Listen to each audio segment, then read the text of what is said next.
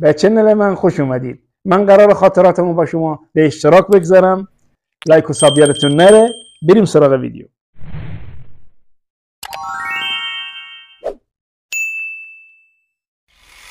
تازه به شهرمون برگشته بودیم. موامم بلند شده بود و از داداش پرسیدم کجا میری آرایشگاه؟ داداش گفت فلان جا من یه آرایشگاهی سراغ دارم، لاله بنده خدا، ولی دست و پنجهش خیلی تر و میز، اگه بری اونجا عالی. گفتم خیلی خوب، آدرسش بهم بده و فلان جا بری، فلان جا فلان جا.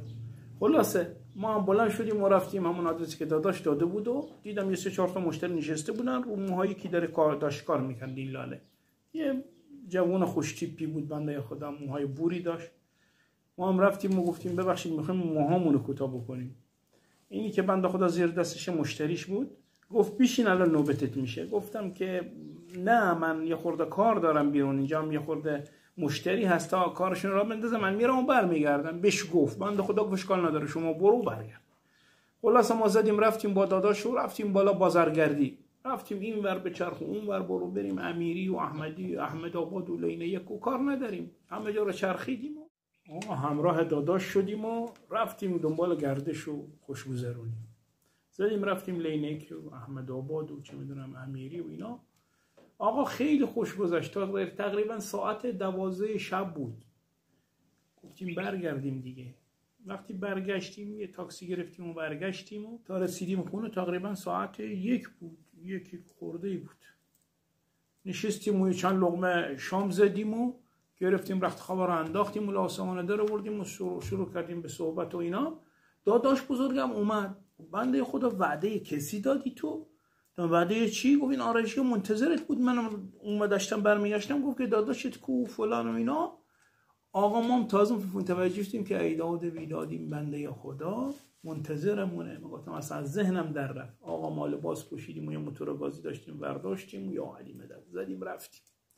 آقا رفتیم اونجا دیدیم بله بنده خدا نشسته بود رو آقا عذرخواهی و شرمنده و فلان و ببخشید و اینا که ما کار پیش اومد و اینا و طول کشید و مشکلی نداره بگیر بیش. ما هم نشستیم و موهام کوتاه کرد. خداییش هم خیلی تر و تمیز کوتاه میکرد موها رو، خیلی دست و پنجهش خیلی تمیز بود. تمیز کرد و ما تشکر و فلان و اینا و حساب کردیم و گفتم دست در نکنه. داشتیم برمیگشتیم. گفت کجا؟ گفتم که برم خونه دیگه. گفت مرد ایسا ساعت 1:30-2 شبه تو میخوای کجا منو ول کنی بری؟ نه ماشینی نه چیزی. آقا ما هم بالاخره گفتیم خیلی خوب بیا برسونید. سوار موتور گازیش کردیم و بردیم خونه. آقا سرتون در نره تا برگشتم خونه تقریبا ساعت 2 خورده ای بود.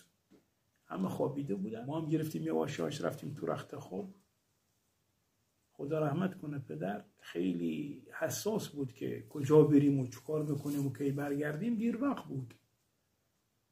ما هم یه نگاهی انداختیم از پشت پدرم نیست. گفتم ما کجا رفتیم بنده خدا؟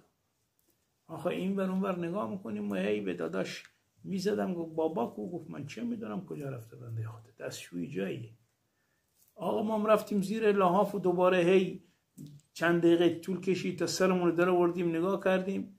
دیدیم بله پدر بالا سر وایساده و داره نگاه میکنه. میدونه من بازی میاد دارم نگاه میکنم. اینا آقا کجا بودی و چه غلطی میکردی و فلان. آقا شروع کرد به کتک ریز با پا و لگد و مشت و دست و فلان کار نداریم. خلاص جاتون خالی. من اولین بار 2 شب یک کتک مفصل میخوردم.